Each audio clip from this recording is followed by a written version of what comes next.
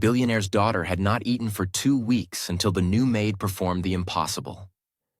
Nelson stood in the doorway of his daughter's room, trembling, observing Lucy stare at the floor with vacant eyes. Her small hands felt cold, her lips were dry, and her voice was faint as she whispered, "Daddy, I want Mommy." His heart felt as though it was breaking. Lucy had abstained from food for 14 days, and every physician in New York had been unsuccessful. Nothing had worked. Nothing reached her. Lucy drew her knees towards her chest. "Mommy would come if I went to her," she stated softly. "I wish to be with her." Nelson sank to his knees. "Lucy, please do not say that. Please look at me. Please remain with me." But Lucy continued to gaze at the portrait of her mother on the wall, as if anticipating it to speak. Downstairs, the lift opened, and Susan entered the home. She had been employed solely for cleaning, but from the instant she crossed the threshold, she could sense the palpable fear in the air, the kind that emanates from a family disintegrating. Mrs. Brown hurried towards her, her voice quivering. "The child has not eaten for 2 weeks. We do not know what will transpire. We are frightened, Susan. We are exceedingly frightened." Susan held her breath, then murmured, "Allow me to see her." Mrs. Brown grasped her arm. "You cannot mend this, Susan. No one can." But Susan gently shook her head. "I am not here to fix her. I simply wish to sit with her." Upstairs, Nelson heard footsteps and turned abruptly. "Who is there?" he inquired with a weary voice. Susan stepped forward slowly. "Sir, my name is Susan. I am the new maid." Nelson appeared bewildered and disoriented. "This is not a place for new assistants right now. We have too much sorrow here." Susan spoke softly. "Sir, permit me to endeavor to assist your daughter." Nelson's voice cracked. "Assist," he whispered. "Assist me how? Everyone has failed. Every doctor has tried. She is slipping away from me." Susan did not retreat. "Sir, I comprehend what she is experiencing." Nelson frowned. "How can you comprehend that?" Susan lowered her gaze. "I lost my mother when I was young. I also stopped eating. I believed I would see her again if I endured it long enough." The hallway fell silent. Nelson's lips quivered. "You believe Lucy is endeavoring to join her mother?" he asked with a shaking voice. Susan nodded slowly. "Children do not know how to articulate their pain. When they cannot voice it, they exhibit it." Nelson covered his mouth, stifling tears. "Please," he pleaded, "please help her. I cannot lose her as well." Susan proceeded to Lucy's door and paused. Her voice was gentle, deliberate, and kind. "Lucy, my name is Susan. I am here to sit with you, that is all, if that is agreeable with you." Lucy blinked for the first time in hours. Susan entered slowly. The room was quiet enough to discern Lucy's breathing. She seated herself on the floor a short distance away, not forcing any interaction. Lucy glanced at her for merely 1 second, the briefest of looks, but it was a sign. It was a commencement. And that fleeting moment, that tiny movement, was the initial indication of optimism this household had felt in a considerable period. The morning after Susan spoke her name outside Lucy's room, the entire penthouse felt altered. Not improved, not healed, just different, as if the air itself was awaiting the unfolding of events. The sun was ascending over New York, but the light filtering through the windows appeared muted, as though the dwelling itself was too weary to radiate. Nelson stood in the kitchen, his hands clasped around a mug of lukewarm coffee. He had not slept. Each time he closed his eyes, he envisioned Lucy seated on the floor, cradling her small frame as if attempting to vanish. He continued to hear her voice expressing her desire to join her mother. It replayed incessantly until he felt a sensation of something sinking within him. Mrs. Brown moved about the kitchen quietly. She typically spoke with warmth, but this morning she remained largely silent. Grief possessed a manner of stealing voices. She carried a small tray bearing toast, eggs, and a glass of water, but her expression already conveyed resignation. She had conveyed numerous trays upstairs in the preceding 2 weeks, and they had invariably been returned untouched. Susan stood near the sink, meticulously drying her hands, her countenance serene yet burdened. She had also slept very little. She continuously contemplated Lucy's slender limbs, her faint voice, and the portrait of the mother on the wall at which Lucy stared as if it were a portal. Susan recalled experiencing the same when she was younger. She remembered thinking that if she ceased eating, she would be reunited with her mother. That memory persisted with her throughout the night. Nelson raised his eyes upon noticing Susan. His expression held a question, a silent one, laden with apprehension. "Did she sleep?" he inquired, his voice faltering even on simple words. "Mrs. Brown responded softly before Susan could speak. "No, sir. She has not slept much. She kept waking, clutching the picture of her mother." Nelson lowered his head.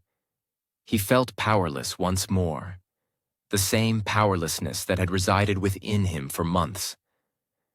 "I do not know what else to do," he whispered. "I feel as though she is slipping away, and I cannot hold on to her." Susan took a step forward. "Sir, I am aware I am new here, but please permit me to remain near her today. Do not dismiss the physicians, but allow me to be close." At times, a child opens their heart when someone sits with them peacefully. Nelson regarded her with tired eyes. "Why would she open her heart to you?" he asked softly. Susan spoke with caution. "Because she senses that I understand something she is too afraid to articulate. Because pain resonates with pain, sir, and she perceived that in me yesterday." Nelson closed his eyes momentarily. He did not wish to harbor hope. Hope had deceived him numerous times in the preceding months. However, something in Susan's tone felt stable, as if she were not guessing, but recalling. Mrs. Brown placed the tray down. "Sir, allow her to attempt.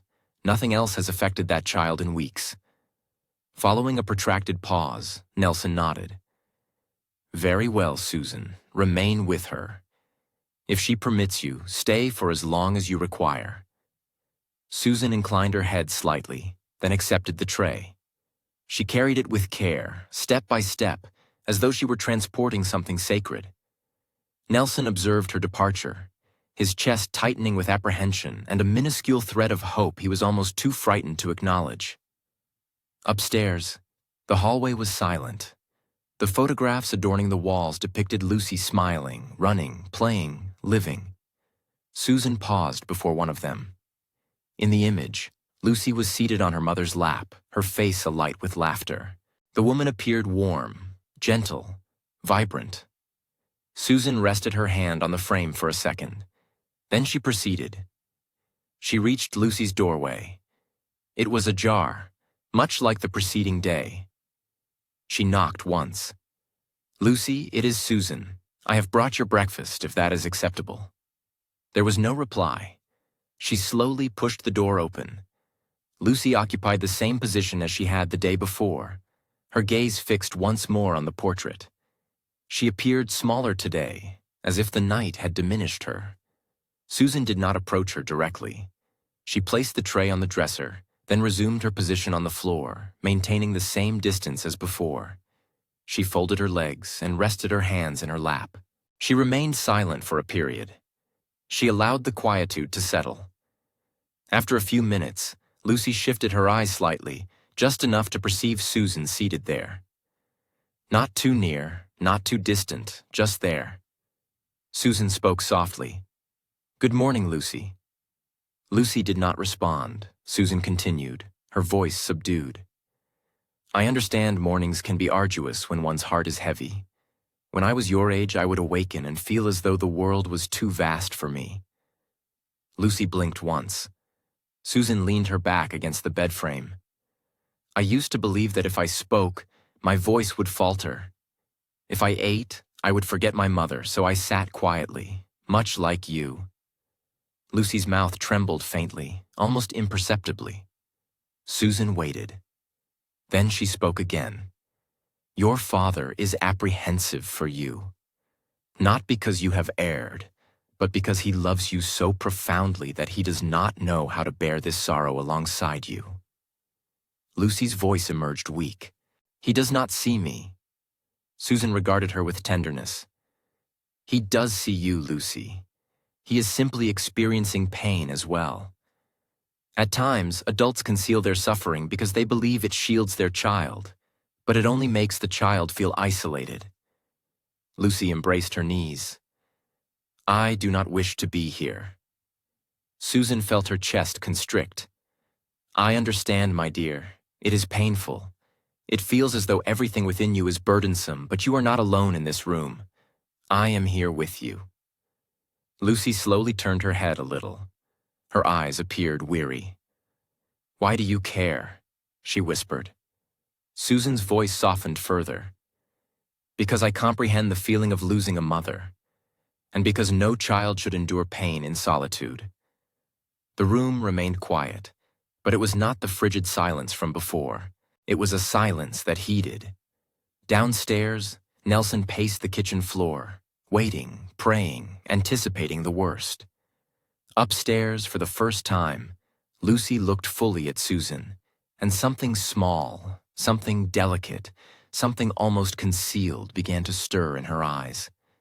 A commencement, the morning light, spread gradually across the penthouse, but it offered no solace.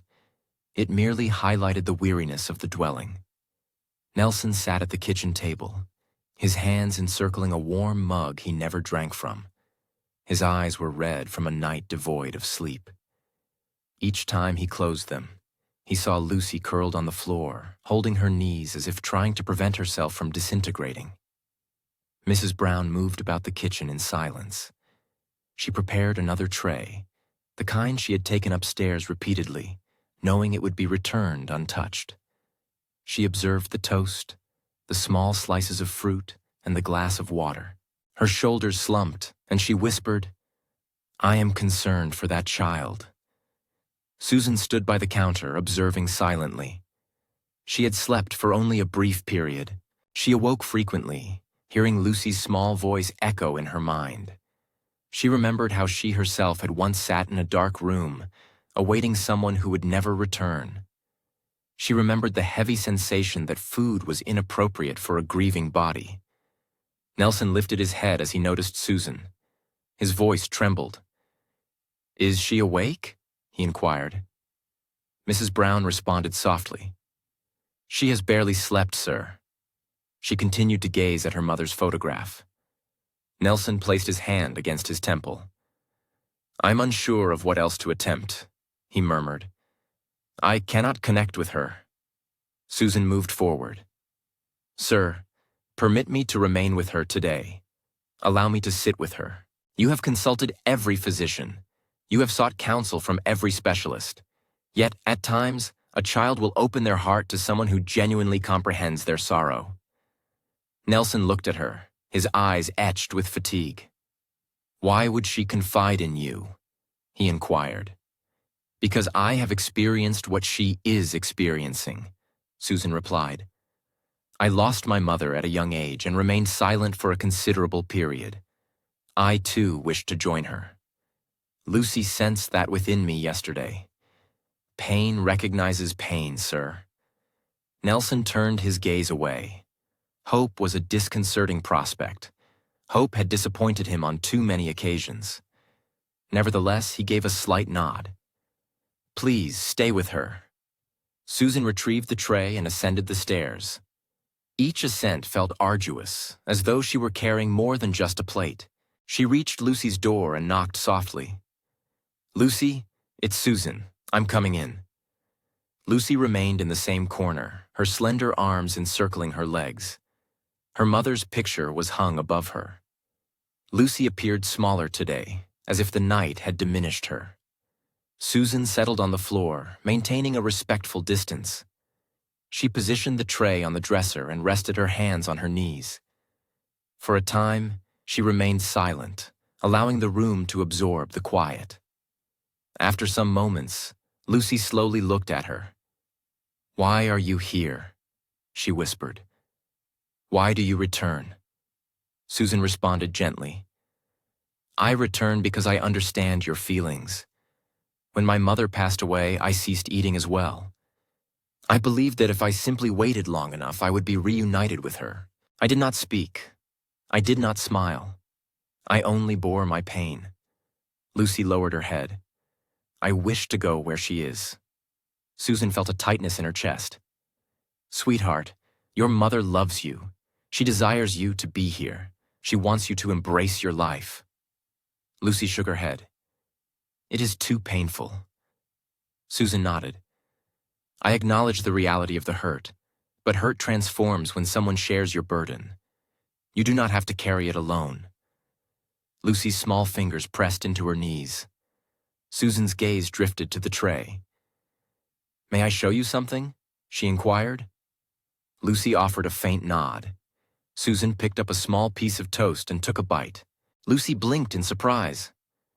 "When my grandmother wished for me to eat again," Susan explained, "she did not pressure me. She ate alongside me. She demonstrated that food would not take my mother away. It would merely enable me to persevere long enough to rediscover myself." Lucy stared at the toast, tears welling in her eyes. "If I eat," she whispered, "will my mommy fade away?" "No," Susan said softly. "Your mother resides within your heart, not in the sustenance you reject. Consuming food does not erase her memory. It bestows upon you the fortitude to recall her." Lucy tentatively reached out, grazed the edge of the plate, then withdrew her hand. "I am frightened." Susan inclined her head slightly. "It is permissible to be afraid. I am here." Lucy, with trembling fingers, lifted the small piece of toast. Her breath hitched. "Will she be angry?" she asked. "No, sweetheart. She will be proud. She will want you to remain." Lucy closed her eyes and took the smallest of bites. She held the food in her mouth, savoring its taste as if she were reliving a memory. Then she swallowed. Her body shuddered, and a small cry escaped her. Susan opened her arms, and Lucy nestled into them, sobbing against her chest. "It hurts," Lucy cried. "Everything hurts." Susan gently enveloped her in her arms. "I understand. Weep if you must. You are safe." Downstairs, Nelson clasped his hands together as he heard faint cries emanating from the upper floor. His heart constricted with apprehension. Was she experiencing greater anguish, or was this the beginning of her release from what she had endured? After some time, Susan descended the stairs. Her eyes were moist, but her countenance bore a serene fortitude. "What occurred?" Nelson asked, his voice quivering. "She consumed a small portion," Susan replied softly, "and she wept in my arms." Nelson covered his mouth, tears tracing paths down his cheeks. "Thank you." Susan shook her head. It was her decision. She chose to remain today. You must be prepared to walk alongside her, sir. She requires you. Nelson nodded and ascended the stairs slowly. Upon reaching the doorway, he observed Lucy lying on the floor, her body exhausted from weeping. She looked up at him and whispered, "Daddy." Nelson knelt beside her and took her hand. "I am here, sweetheart. I will not leave you again." Lucy rested her head against him. For the first time in a long while, the room did not feel like a place of dread. It felt like the initial tentative step toward recovery. The subsequent morning dawned gently, yet the household felt subdued. Nelson had remained by Lucy's side until she drifted into sleep. He sat on the floor, her small hand resting upon his arm. When her breathing softened, he caringly touched her hair and whispered, "I am here, my baby. I am here now." He remained motionless until the sky outside transitioned from deep blue to a pale gray. As Susan quietly entered the kitchen, Mrs. Brown was already present. She appeared weary, But a tenderness softened her features, a tenderness absent for weeks. She placed fresh bread on the counter and remarked, "Something shifted upstairs last night.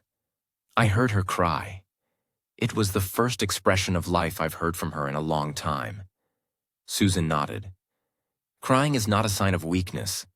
Crying signifies that her heart is beginning to open. Mrs. Brown wiped her eyes. That child carried far too much sorrow. She needed someone to sit with her. She needed someone who understood. Susan gazed out the window. She recalled her grandmother holding her as she wept after losing her mother. She remembered trying to suppress her tears, but her grandmother always maintained that weeping is the preliminary stage of healing. Nelson descended the stairs slowly. His eyes were tired, but his shoulders appeared less burdened. He sat at the kitchen table, exhaling a prolonged breath. "Susan," he said quietly, "thank you for staying yesterday. I had no idea she still harbored so much within her. She is merely a child. She did not know how to convey it to me." Susan stepped forward.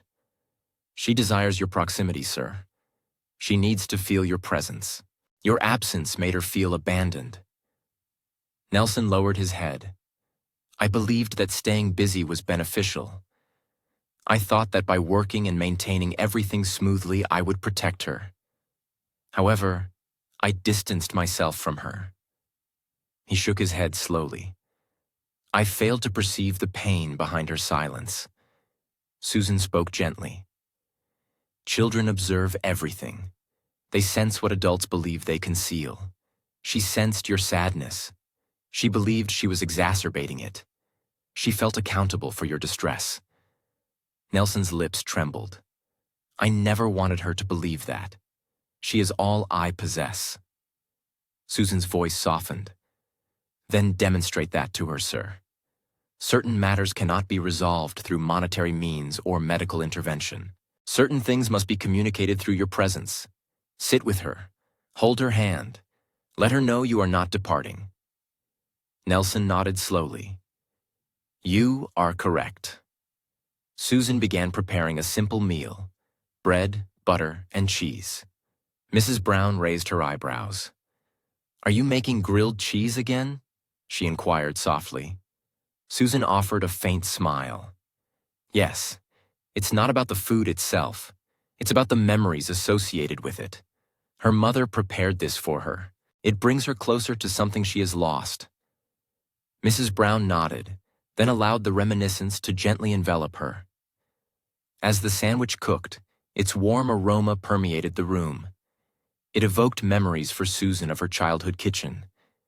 It reminded Nelson of Sunday mornings when Emma would laugh while cooking. It brought Mrs. Brown back to Lucy as a cheerful toddler, taking small bites with her fingers, leaving a delightful mess. When Susan finished, she sliced the sandwich into small triangles and arranged them on a white plate. She proceeded slowly toward the stairs, holding the plate as if it contained something exceptionally delicate. Nelson followed her, but he paused at the top step. "Proceed," he whispered. "I will follow shortly. I do not wish to startle her." Susan nodded and softly knocked on Lucy's door. "Lucy, it's Susan. May I come in?" A quiet voice responded, "Yes." Susan gently pushed the door open. Lucy was sitting upright on the bed, clutching a small pillow. Her eyes were red from crying. Yet there was a discernible light within them, a soft, new luminescence. Subtle, but undeniably present. Susan took the chair beside the bed. "I've brought something for you." Lucy's gaze fell upon the plate. "Grilled cheese," she whispered. "Yes, sweetheart.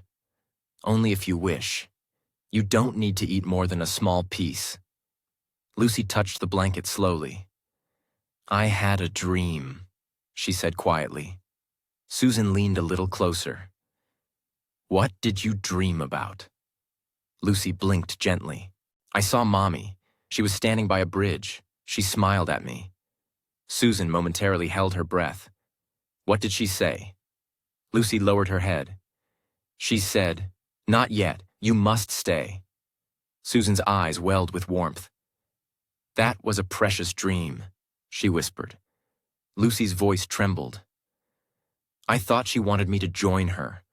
I thought if I didn't eat, I would go to her. Susan's hand rested gently on the bed, within Lucy's reach if she desired. Sweetheart, she does not wish for you to depart. She wants you to live. She wants you to mature, to laugh, to run, to learn, and to be cherished. Lucy's tears began to gather once more. I miss her so much. I know, Susan replied. Missing someone does not cease. But you can live and miss her simultaneously. That is love, not forgetting. Lucy lifted one triangle and took a cautious bite. She chewed slowly. A tear traced a path down her cheek. She swallowed and whispered, I thought eating would make her fade. Susan gently shook her head. Your mother resides within your heart, not within the food. Lucy took another bite, then a third. Upon finishing the fourth triangle, she leaned back and exhaled a long, deep breath, as if her body had been holding on to something for an extensive period. Susan smiled warmly. You did wonderfully today. I am proud of you. A faint knock sounded at the door. Lucy looked up. Daddy? She whispered. Nelson entered. He knelt beside the bed slowly. Lucy regarded him, a flicker of uncertainty in her eyes. He extended his hand. May I sit with you, sweetheart? Lucy nodded and reached her hand toward him. Nelson gently held her hand, tears welling in his eyes. I love you, Lucy. I never stopped. Lucy leaned towards him. You were distant, she whispered. Nelson closed his eyes. I know. I am sorry. I will not be distant again. Lucy rested her head on his shoulder. Her small body relaxed. For the first time in weeks, she felt safe enough to voice the query she had been keeping inside. Daddy, she asked, if I eat, will you stay? Nelson's voice cracked. Yes, my baby. Every day, every night, I will stay. Lucy nodded softly. Then I will stay too. The days that followed moved slowly, as if the house itself was learning to breathe anew. Lucy still woke with a heavy heart, but she no longer hid as she had before. She sat up when Susan entered the room. She held her father's hand when he came to check on her. These were small changes, yet they were robust enough to instill hope in everyone. Each morning, Susan prepared simple meals. On some days, Lucy ate only a few bites. On other days, she would touch the food and then push it away. Susan never compelled her. She simply sat nearby, patient and calm, allowing Lucy to choose her own pace. Healing was never a swift process. It required a gentle touch. Nelson transformed as well. He ceased rushing through the house. He stopped hiding behind his laptop or pretending that work could shield him from his feelings. Instead, he stayed close to Lucy. Sometimes, he would read to her in a quiet tone. Other times, he would sit beside her without uttering a word. He discovered that his presence could heal more profoundly than words. One afternoon, as Susan was folding blankets in the living room, she heard soft footsteps descending the stairs. She looked up and saw Lucy standing on the final step, holding the railing with one hand.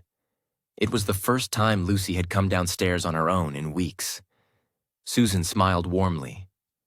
Lucy, you came down by yourself. Lucy nodded. Her eyes held a quiet sadness, but they also conveyed a nascent strength that had not been present before. I want to sit in the living room, she whispered.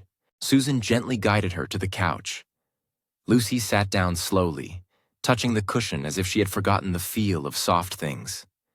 Mrs. Brown hurried into the room, tears instantly welling up. Oh dear, she said softly. It is good to see you downstairs. Lucy appeared shy, but she offered a small smile. Nelson entered the room moments later. He stopped when he saw her. Lucy, he said, his voice trembling. You came down. Lucy extended her small hand toward him. He sat beside her, gently holding her hand. "I am proud of you, sweetheart." Lucy rested her head on his arm. "I want to try," she whispered. Nelson swallowed hard. "Try what, baby?" "I want to get better." Nelson wiped his eyes and kissed the top of her head. "We will do it together." The afternoon passed in quiet serenity. Lucy sat between her father and Susan as they watched the light shift across the room. She spoke little, but her silence no longer felt like drowning. It felt like resting.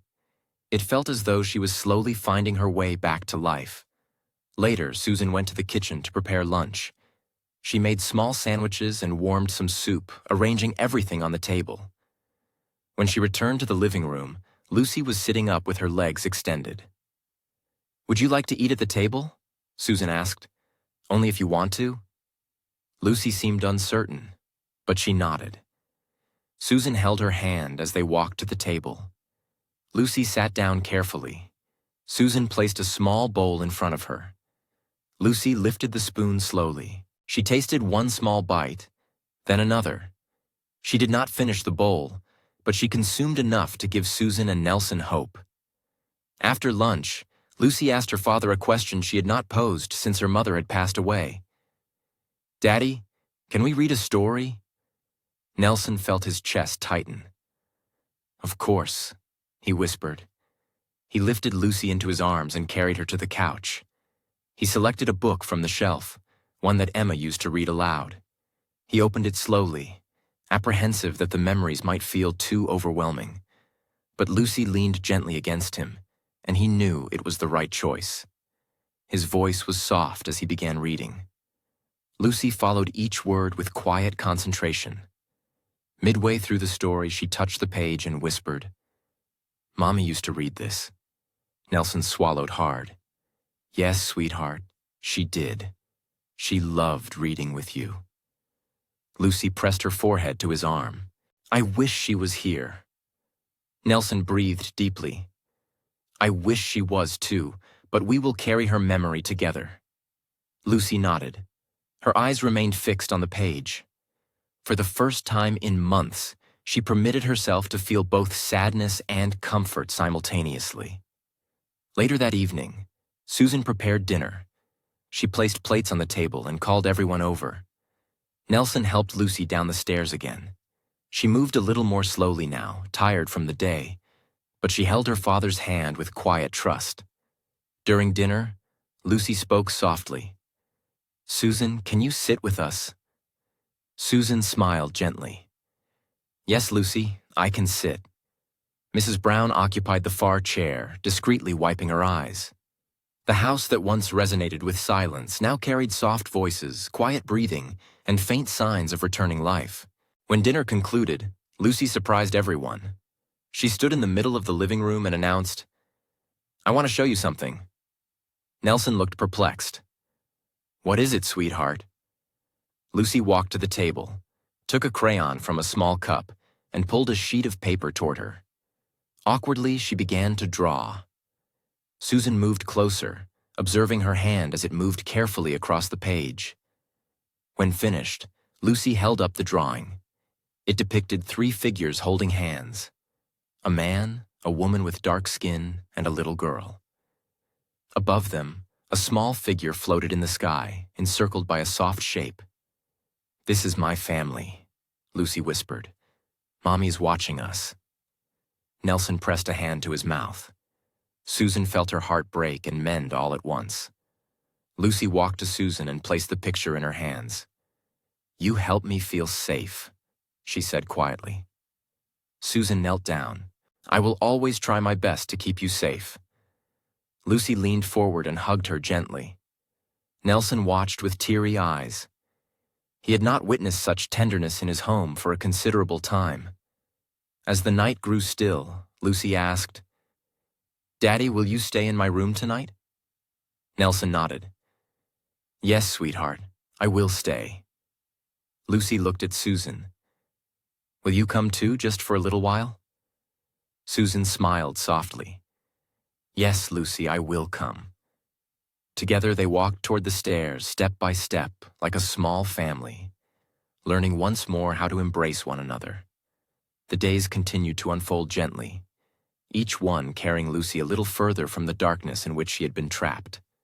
She still cried sometimes, particularly at night, but the tears were no longer silent. They were genuine and unreserved, and she allowed her father and Susan to hold her through each moment. The house no longer echoed with fear. Instead, it contained soft footsteps, calm voices, and a slow reawakening of warmth. Nelson underwent the most significant change. He no longer hurried anywhere. He no longer retreated to his office or buried himself in paperwork. He spent his mornings with Lucy, his afternoons walking with her in the living room, and his evenings reading to her. He learned to listen, to sit beside her without attempting to fix everything, to permit her tears when she needed them. He began to smile again, initially subtly, then more broadly, as if his heart was recalling how to feel light. Susan observed all of this with quiet joy. She had entered the house as a domestic helper, but she now felt like something more.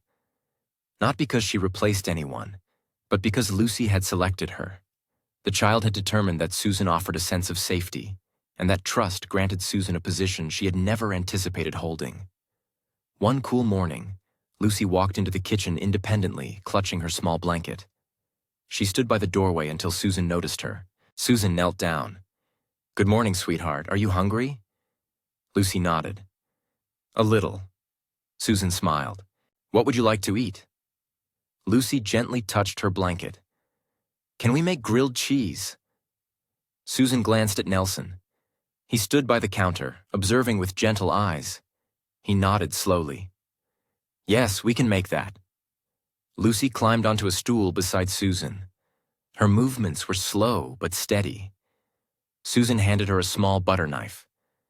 Lucy spread butter on the bread, her hand trembling slightly, but she persisted until the bread was covered. Susan gently praised her. "You are doing well. You are very brave." Lucy's face softened into a shy smile. Nelson stood nearby, watching the two most important people in his life. He felt something quietly growing within him, something warm, something he had not experienced since Emma had died. He did not want to rush it, yet he could not ignore it. Susan had reintroduced life into his home. She had brought hope into his heart. She had stood by his daughter when he could not reach her. He felt gratitude, respect, and something deeper he had attempted to avoid acknowledging by name. When the sandwich was ready, Lucy took a small bite and smiled at the simple flavor. She looked up at Susan with soft eyes. "This tastes like Mommy." Susan placed her hand gently on Lucy's back. "Yes, sweetheart. It is a memory that resides in your heart." After breakfast, they sat in the living room. The sun bathed the room in soft light. Lucy lay on the couch with her head on Nelson's lap. Her hand reached toward Susan, who sat close by. They remained like that in quiet peace. After a prolonged silence, Lucy whispered, "Daddy, can I tell you something?" Nelson brushed her hair with a gentle touch. "Yes, baby, you can tell me anything." Lucy clutched her blanket tightly. "I was scared you did not want me anymore." Nelson felt his chest ache. He carefully lifted her into his arms. "Oh, Lucy, I wanted you every day. I was hurting too. I did not know how to show my heart. I was wrong. I should have stayed close. I am sorry." Lucy rested her head on his shoulder. "I thought leaving would make it better." Nelson closed his eyes. "No, sweetheart. Nothing would be better without you. You are my whole world." Lucy sighed softly, a sign that she was releasing another fragment of fear. Susan watched them, tears in her eyes.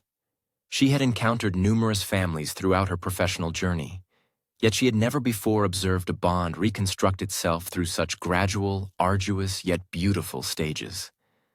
A few hours subsequently, Lucy requested to venture outdoors. Nelson gently carried her down the front steps of the dwelling. Susan accompanied them, walking alongside. The New York air was refreshingly cool, but Lucy offered a smile as a delicate breeze caressed her countenance. She gestured towards the sky. "Mommy liked clouds," she remarked. Nelson readily agreed. "She did," he confirmed. They resembled soft pillows. Lucy let out a soft giggle. "Yes, like big pillows." They proceeded to a modest park nearby, a space replete with simple, soothing sounds. The cheerful laughter of children, the melodious chirping of birds, and the gentle rustling of leaves. Lucy settled onto a bench positioned between Nelson and Susan. She began to breathe more slowly, her demeanor demonstrably calmer than it had been for many months.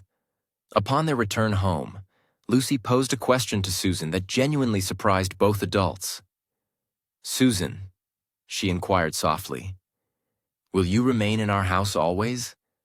Susan paused, her gaze shifting to Nelson, a hint of uncertainty clouding her expression regarding how to respond. Lucy reached out and tenderly touched Susan's hand. Quote to toi. Susan reciprocated by gently squeezing her hand. Quote 3. Lucy's smile conveyed a sense of deep satisfaction. That evening, after Lucy had drifted off to sleep, Nelson and Susan found themselves standing in the hallway. Though the house had fallen silent, it no longer conveyed a feeling of emptiness. Nelson was the first to speak. "Susan, I am at a loss for words to adequately express my gratitude. You accomplished for my daughter what no one else was able to achieve. You have restored the light to her eyes." Susan softly shook her head. "I simply facilitated the process. I was merely present with her. Occasionally, a child requires someone who truly comprehends their suffering." Nelson moved a step closer, his voice imbued with gentleness. "You did more than just sit with her. You provided her with a reason to persist. You offered me fortitude when I could no longer find it within myself. You have become an integral part of us." Susan felt her own heartbeat gradually slow and stabilize. She met his gaze, perceiving profound sincerity. She did not avert her eyes. Nelson took a deep inhalation. "Susan, I have developed deep affection for you. It is not solely due to what you have done for Lucy, but rather because you possess a genuinely good and truthful heart. I wanted you to be aware of this." Susan's eyes softened.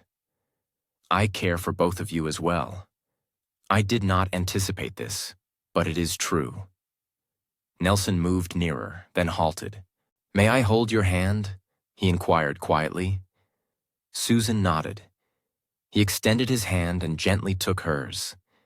It was a simple, tender, and authentic gesture. They stood there in serene silence, their hands entwined, their hearts laid bare, the lingering pain of the past gradually releasing its hold. Life would not be perfect. There would undoubtedly be days when Lucy cried, and nights when painful memories resurfaced with considerable weight. However, something far stronger now resided within their home.